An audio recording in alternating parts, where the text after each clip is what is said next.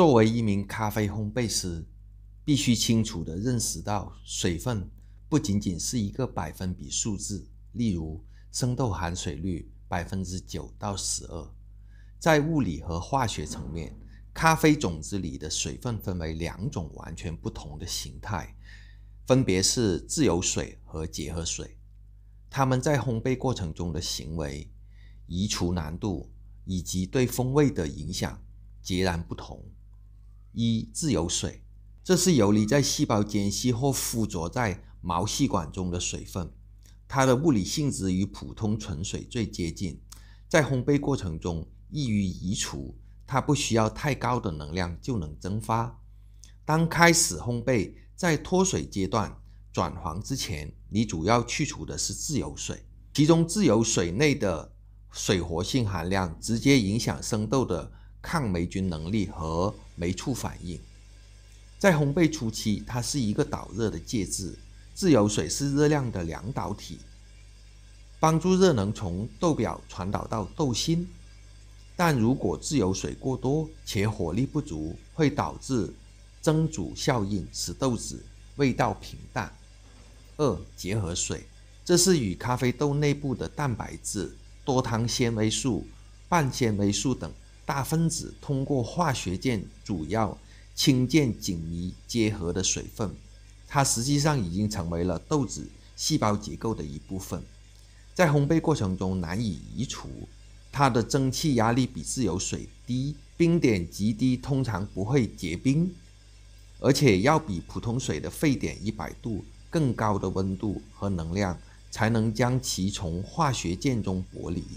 梅纳德反应和焦糖化反应都需要结合水的参与，如果没有结合水，豆子会直接碳化，而不是发生褐变反应。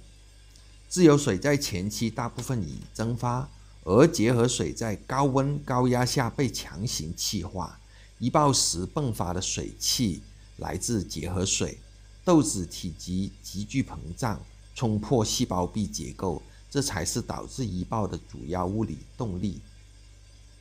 一般烘焙师平时检测咖啡豆的含水率，大多数是自由水，这其实并不是咖啡豆内所含水分的全部，因为水活性结合水需要用到的检测仪器很难获得。含水率9%的豆子是不是意味着都是不新鲜呢？其实这不能一概而论，主要分析如下：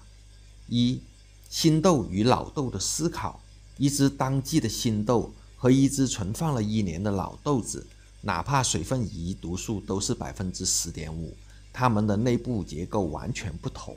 老豆子流失的大部分是自由水，剩下的是比例中结合水占大头，这意味着老豆在入豆温和前期火力上需要更柔和的处理。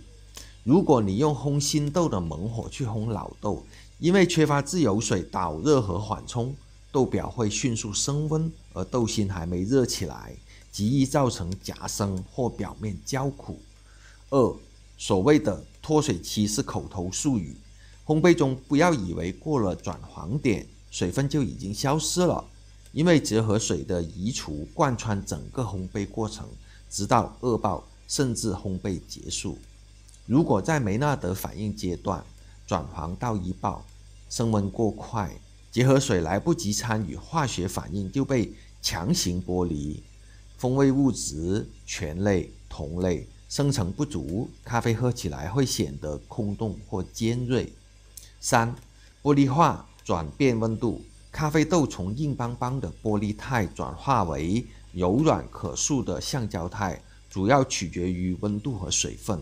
结合水起到了增稠剂的作用，如果前期脱水太狠，自由水去得太快，豆子在高温下会变得过脆，导致风味发展受阻，甚至在膨胀时就会物理破碎。如果看到烘焙完成的咖啡豆里面带有很多外壳与豆心分离的现象，可能是脱水干燥期太久造成的，也有可能是生豆存放太久，流失大部分的自由水构成的。总结，自由水是热量的搬运工，在前期保护豆子不被烧焦；结合水是风味的催化剂，并在物理上主导了一爆的发生。在烘焙老豆或者特殊处理法，如日晒豆与水洗豆，水分分布不同的豆子时，不要只盯着含水率，而需要思考一下这只豆子里的自由水还剩多少，我是否需要调整入豆温来补偿自由水的缺失。这期的咖啡烘焙基础知识介绍到这里，欢迎关注提斯特咖啡视频号，谢谢。